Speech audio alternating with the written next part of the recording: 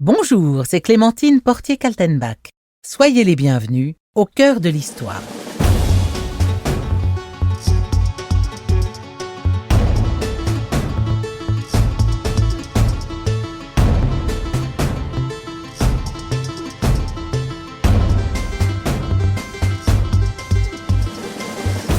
En 1531, Francisco Pizarro accoste sur les rivages du Pérou avec 200 hommes. L'empereur Charles Quint lui a donné pour mission de prendre possession de cette terre nouvelle.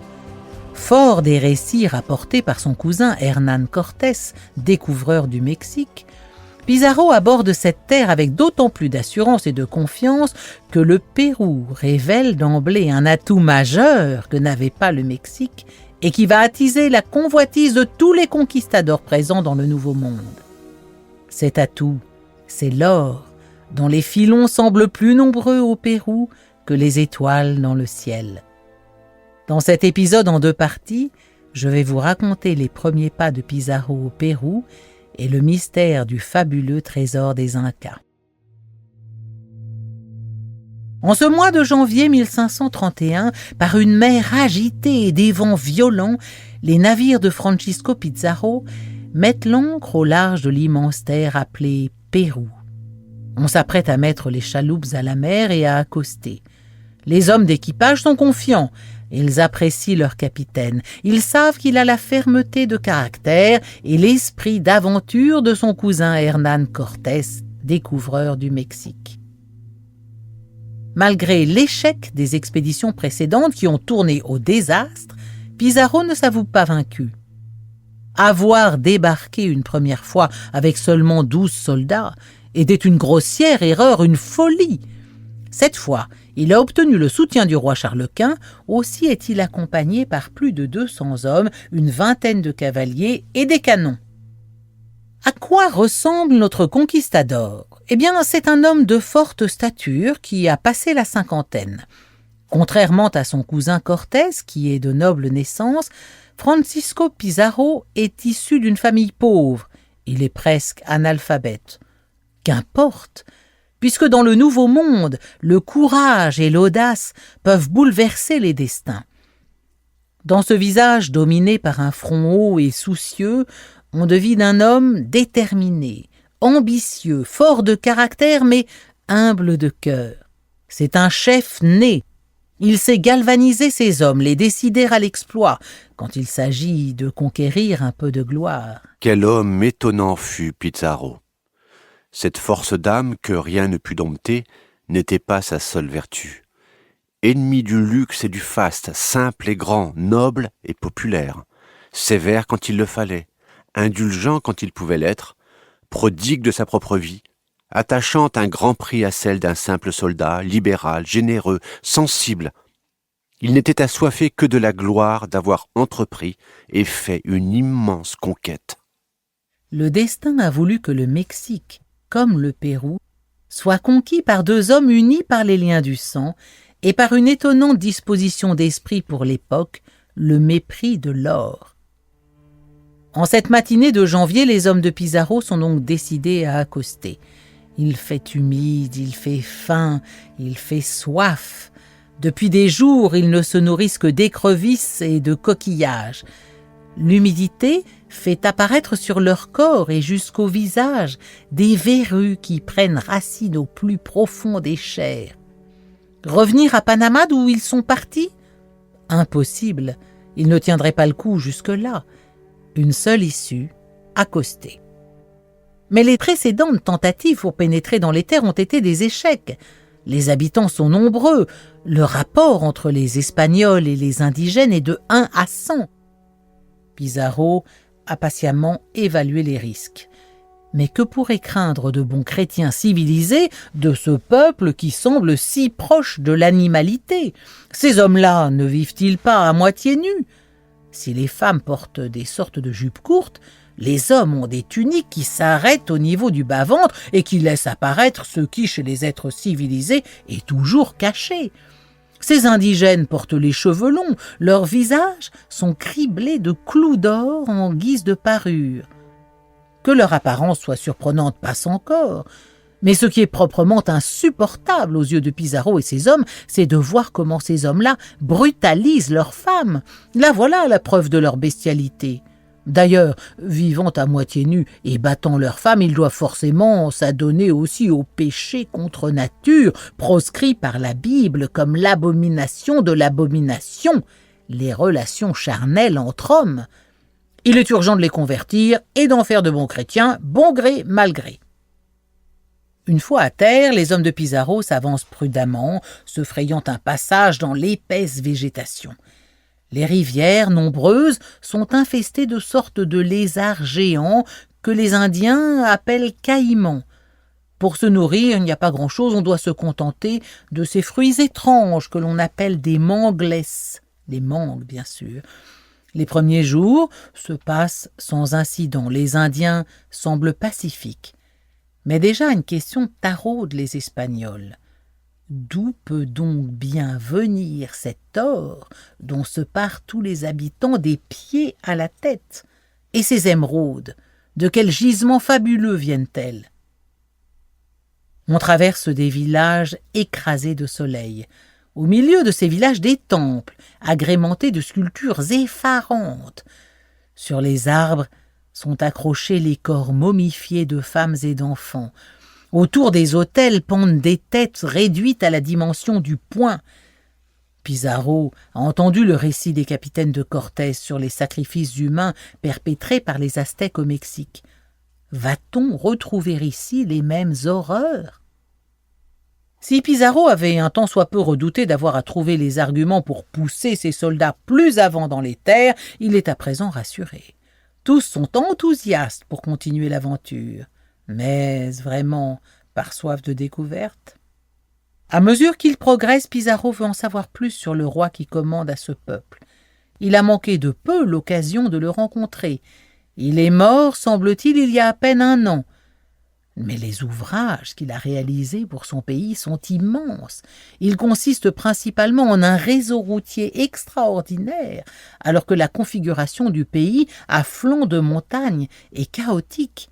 Des dizaines de milliers de kilomètres de chemins remarquablement tracés au milieu de sommets vertigineusement hauts et qui offrent d'idéales possibilités de communication. Il y a aussi ces cultures en terrasse parfaitement adaptées au relief qui sont une garantie de récolte régulière et autant de garde-fous contre les glissements de terrain. Tandis que Pizarro s'émerveille de tant de génie chez un peuple si éloigné de toute civilisation. Ces hommes, eux, ont déjà été atteints par un mal plus redoutable que les affreuses verrues qui criblent leur visage. Ils ont contracté la fièvre de l'or.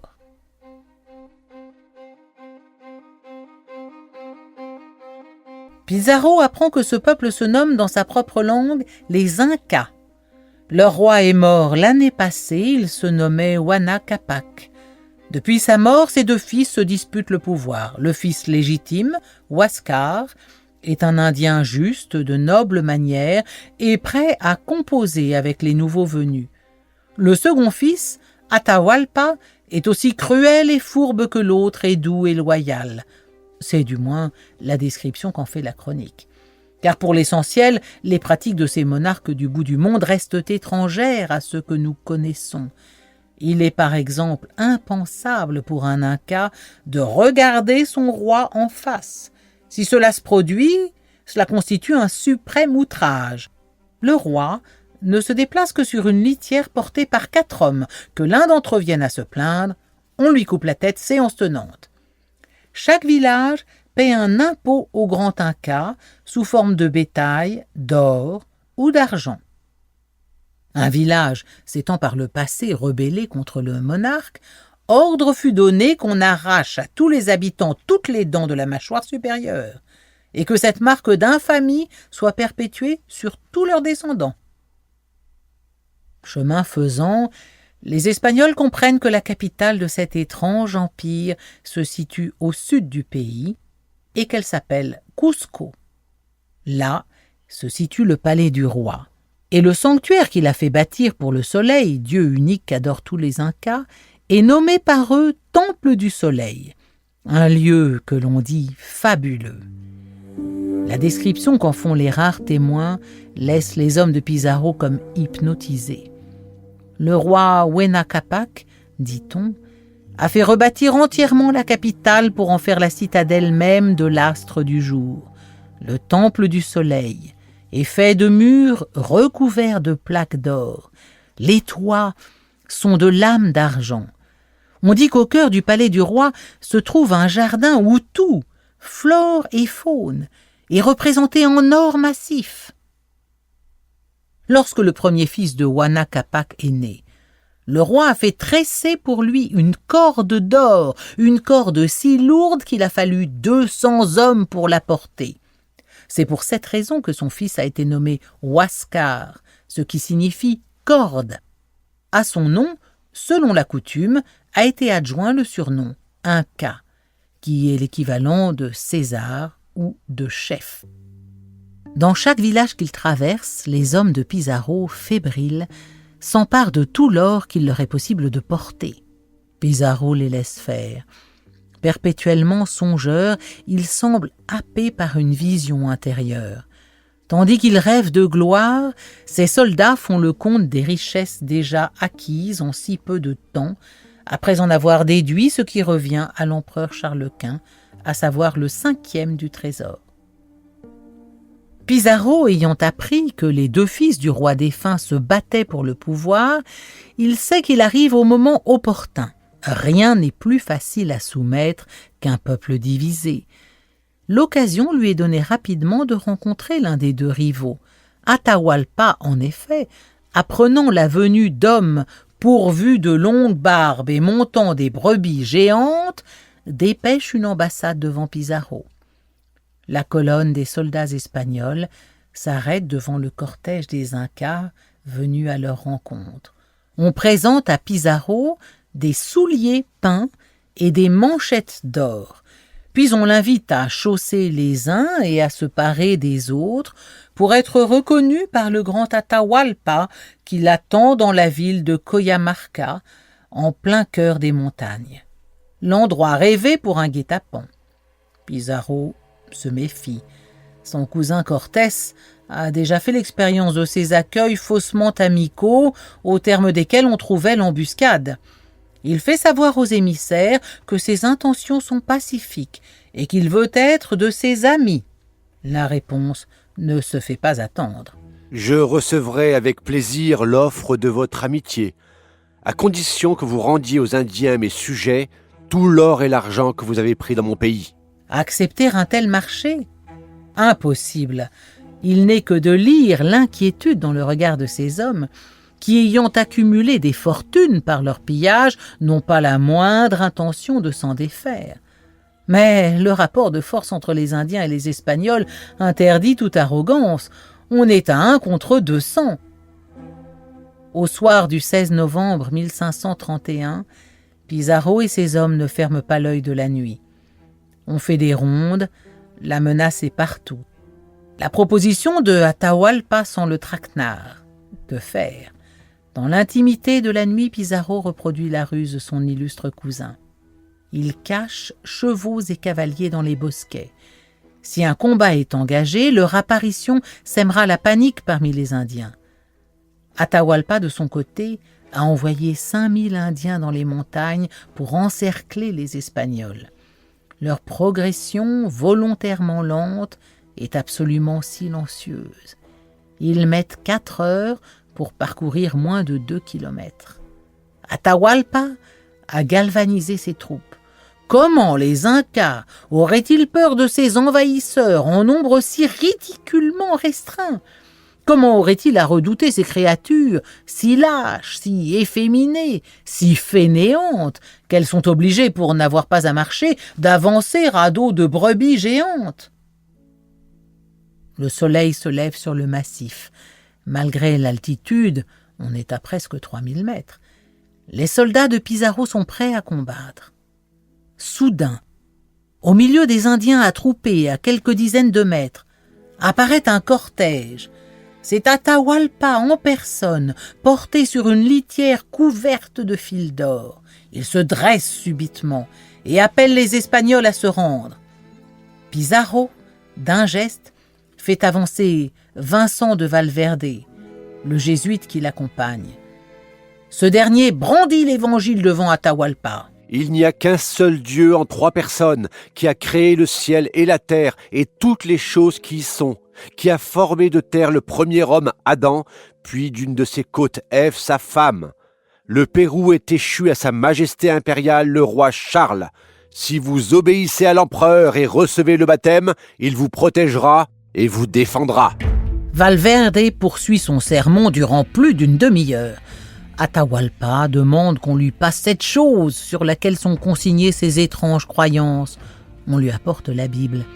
D'une main, il secoue le livre, puis tourne et retourne quelques pages maladroitement. Je ne comprends rien à tout ça. Il jette le livre à terre et d'un cri donne le signal d'attaquer. Pizarro, qui ne veut pas perdre un seul de ses soldats, se fraye un passage au milieu de la mêlée. Il parvient à la litière d'Atahualpa, l'empoigne par les cheveux et le traîne jusqu'à terre. C'est le moment que choisissent les Espagnols pour lancer leur cavalerie. Face à ces animaux qu'ils ne connaissent pas, les Indiens sont saisis de panique et ils fuient dans tous les sens. C'est là Lali. À la fin de la journée, les Espagnols sont maîtres de la place. Le Pérou est conquis. Mais où donc se trouve son fabuleux trésor? C'est ce que nous verrons dans la seconde partie de cet épisode consacré à Pizarro et le trésor des Incas. Bonjour, c'est Clémentine Portier-Kaltenbach. Soyez les bienvenus au cœur de l'histoire.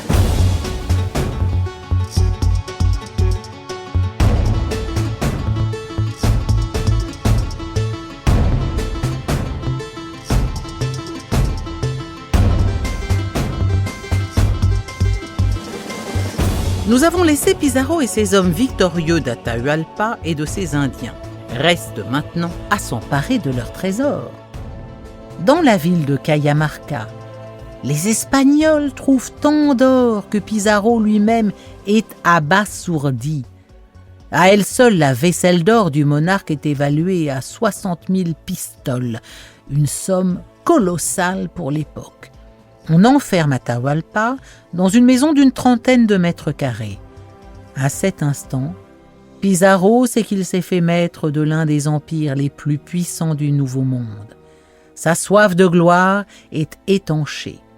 Reste l'or, dont il faut à présent s'emparer avant que d'autres aventuriers n'apprennent qu'il s'en trouve dans ce pays autant que de sable dans la mer. Comme l'exigent les lois de la guerre en Occident, Pizarro a laissé à Atahualpa sa suite et le confort qui sied à un monarque. Cependant, Atahualpa a compris que l'appât de l'or peut avoir raison de tout chez ses ennemis. Il propose un marché à Pizarro. En échange de sa liberté, il s'engage à faire remplir d'or la pièce où il est retenu captif jusqu'à hauteur de sa main, une fois le bras tendu vers le plafond. Pizarro accepte. On fait donc tirer un trait à partir de l'endroit désigné par la main d'Atahualpa. Il a 2 mois pour faire remplir la pièce jusqu'au niveau que lui-même a fixé. Les jours passent. Les Indiens envoyés par l'Inca reviennent chaque jour avec de l'or à profusion. La salle se remplit peu à peu, mais un peu trop lentement au goût des Espagnols, qui se demandent si Atahualpa ne cherche pas simplement à gagner du temps. On l'interroge. « Mais non, répond-il, ne vous inquiétez pas, le plus gros du trésor se trouve dans la capitale, à Cusco, à près de 200 lieues, c'est-à-dire 300 kilomètres. Il est normal que cela prenne du temps. » C'est à ce moment que va se nouer l'une des énigmes les plus épaisses de l'histoire. Car alors qu'Atahualpa, prisonnier des Espagnols, réfléchit vraisemblablement aux moyens de leur échapper, son frère Huáscar, qui, rappelons-le, est l'héritier légitime de l'Empire Inca, fait route vers Cajamarca depuis Cusco. Quelques soldats envoyés par Pizarro, qui se rendaient alors dans la capitale pour vérifier les dires d'Atahualpa, tombe nez à nez avec Huáscar. Ce dernier apprend que son frère est prisonnier. Il s'émeut et se confie aux Espagnols. « Oui, mon frère est un félon. Oui, il veut usurper le titre de roi. Non, il n'est pas en mesure de vous livrer tout l'or de l'Empire. Pourquoi ? Eh bien, tout simplement parce qu'à Cusco, il faudrait dégarnir le temple du soleil de ses portes de bois couvertes d'or et de ses toitures d'argent. Alors que lui, Huáscar, est dépositaire par décision de son défunt père de toutes les richesses de l'Empire, que ces richesses se trouvent cachées en un lieu connu de lui seul, et qu'il ne révélera qu'à Pizarro en personne. Ces richesses, ce sont des montagnes d'or et d'émeraudes. Les soldats de Pizarro promettent à Huáscar qu'il sera accueilli en ami à Cajamarca, et ils continuent leur route vers Cusco. Erreur fatale, car entre-temps des espions d'Atahualpa ont rapporté à leur maître la rencontre entre son frère et les hommes de Pizarro. Il n'en faut pas plus aux prisonniers pour ordonner qu'on fasse tuer le plus vite possible ce frère devenu décidément trop gênant. Le sinistre projet réussit. Recevant le coup fatal des sbires de son frère, Huáscar adressa, dit-on, une dernière prière au ciel. « J'ai été peu de temps seigneur et roi de ce pays. Mais mon traître de frère, par les ordres duquel je meurs, bien que je sois son légitime seigneur, ne le sera pas plus longtemps que moi. » Pizarro, qui ignore encore ce crime, a pour l'heure tout lieu de voir confirmer ses pressentiments. Un ancien ami devenu rival, Almagro, a appris qu'un fabuleux trésor se trouvait entre les mains de Pizarro. Il se rend avec ses hommes à Cajamarca et réclame la moitié du trésor. Après tout, il a en son temps fait partie des expéditions commandées par Pizarro. Il a un droit sur les richesses du pays. Tandis que ces hommes découvrent, sidérés, cette salle déjà remplie d'or sur plus d'1 mètre, où est encore retenu l'Inca Atahualpa, Almagro obtient sans difficulté ce qu'il exige comme un droit. Pizarro lui abandonne volontiers leur part. Il fait répartir équitablement les richesses accumulées depuis des mois. Bien sûr, on met de côté la part du roi. Chaque soldat, qu'il soit de Pizarro ou d'Almagro, reçoit une belle somme. « Ne vous inquiétez pas, Lance Pizarro à Almagro. Ces sommes ne représentent que le 5e de ce qu'Atahualpa nous a promis. » Toutes ces monnaies anciennes ne nous parlent guère, bien sûr, mais sachez que l'on estime que le fabuleux trésor d'Atahualpa devait s'élever à 8 milliards d'euros. Une fois réglée cette formalité qui confirmait une fois encore son mépris pour l'argent, Pizarro décide de s'embarquer pour l'Espagne afin de rendre à César ce qui est à César, à savoir les 20% du trésor dû à Charles Quint selon la loi. Atahualpa, apprenant ce départ, sait que son heure est venue. Il s'en ouvre à celui qui, malgré sa captivité, est devenu son ami. Une fois parti, il sait que ceux qui l'appellent « Gros Ventre » et « Le Borgne » vont le mettre à mort. Par ses surnoms, il désigne Almagro, qui a jadis perdu un œil lors d'un combat, et le trésorier de la couronne, que ses marches forcées dans les chemins escarpés des Andes n'ont pas réussi à faire maigrir. Pizarro parti, Atahualpa est condamné à mort.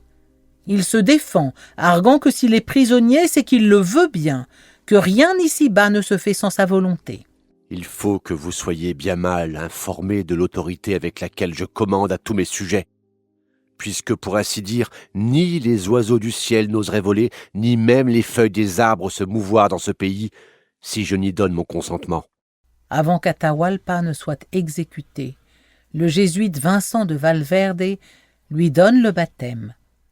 Avoir été baptisé lui évite le bûcher. Le dernier des Incas est condamné à l'étranglement. À l'instant d'expirer, à genoux, dans l'or et les émeraudes que l'on n'a pas achevé de ramasser, il prononce une dernière fois le nom de Pizarro.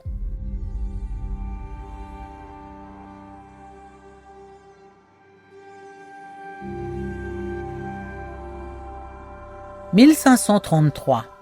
L'Empire Inca n'est plus. Les Espagnols, qu'attirait la soif d'aventure, ont depuis longtemps regagné l'Espagne. Seuls sont restés ceux qu'agite la fièvre de l'or.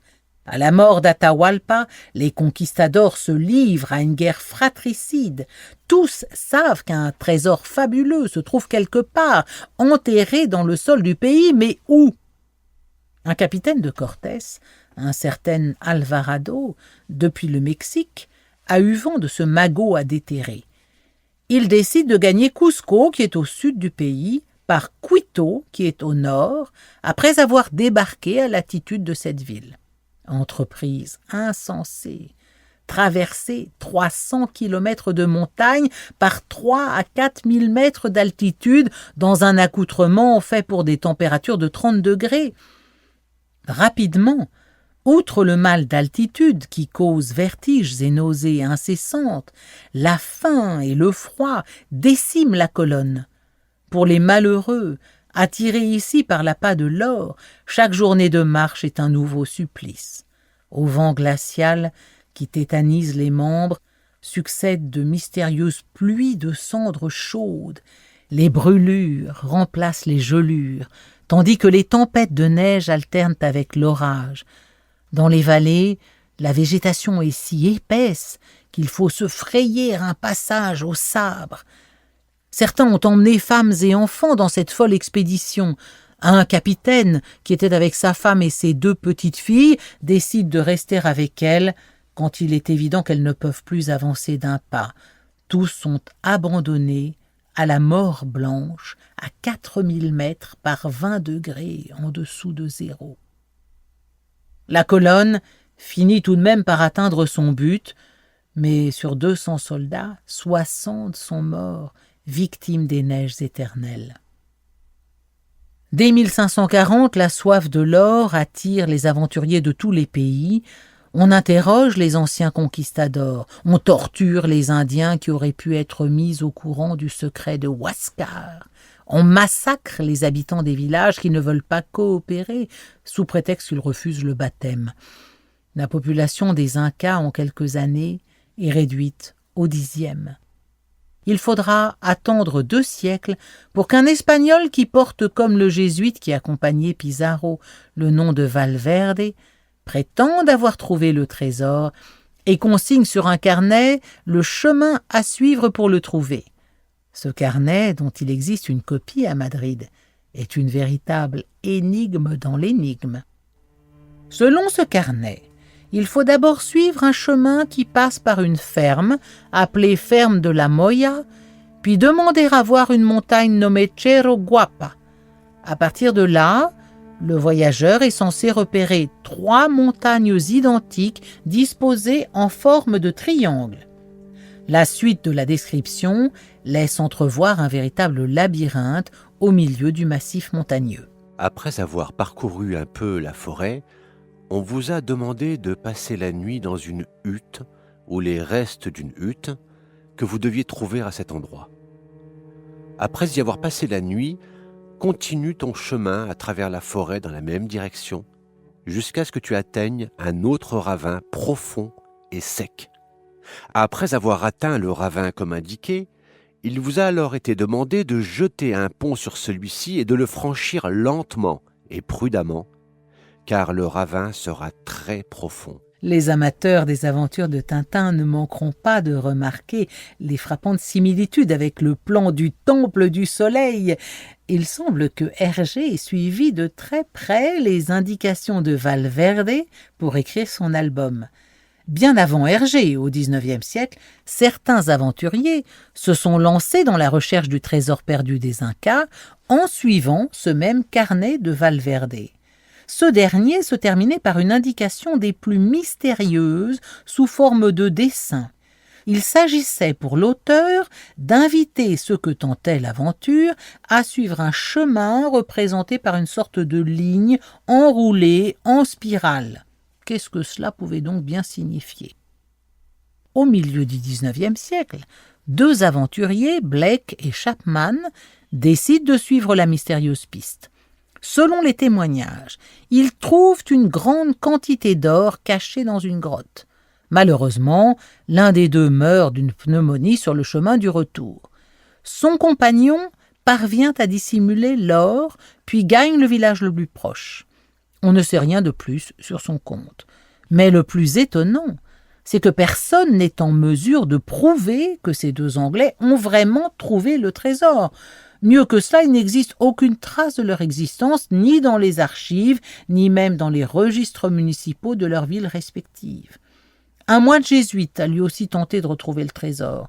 Il s'est perdu dans la montagne et, saisi de vertige, a été précipité dans l'abîme. À l'heure actuelle, tout semble laisser penser que si trésor il y a, il ne peut se trouver que dans l'un des grands sanctuaires incas que compte l'Amérique latine. Au Machu Picchu, au lieu du tourisme, on a pu identifier derrière les murailles de pierre admirablement jointes qui ceinturent la citadelle des cavités qui pourraient bien abriter quelques trésors. Hélas, comme pour les pyramides d'Égypte, il est impossible d'envisager une exploration physique de ces espaces. L'époque où l'on pouvait détruire un temple pour y voler ses richesses est révolue, et c'est fort heureux. Les Incas ont disparu, emportant avec eux un secret qui nourrit encore l'imagination de nombreux explorateurs. Heureusement, tous ne sont pas frappés par la fièvre de l'or.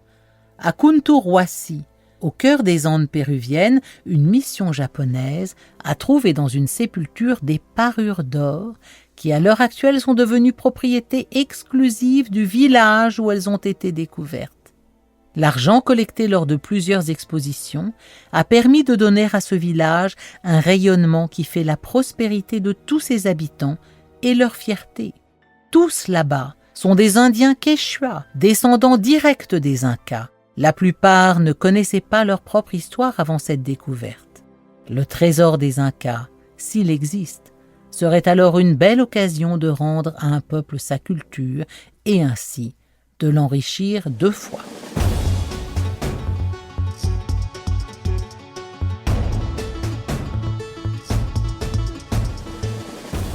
C'est la fin de ce double épisode consacré à Pizarro et au trésor des Incas. Si cette plongée dans l'histoire vous a plu, parlez-en autour de vous et faites-moi part de vos commentaires sur le groupe Facebook Au cœur de l'histoire. Je vous lirai et je vous répondrai. Pour ne rater aucun épisode, abonnez-vous sur Apple Podcasts, Spotify, Deezer ou la plateforme sur laquelle vous écoutez habituellement vos podcasts. Au cœur de l'histoire est une création originale Europe 1 Studio.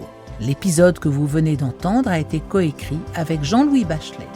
La réalisation est signée Julien Tarot. Et si vous voulez aller plus loin, la bibliographie de cet épisode vous attend sur le site d'Europe 1. À très bientôt.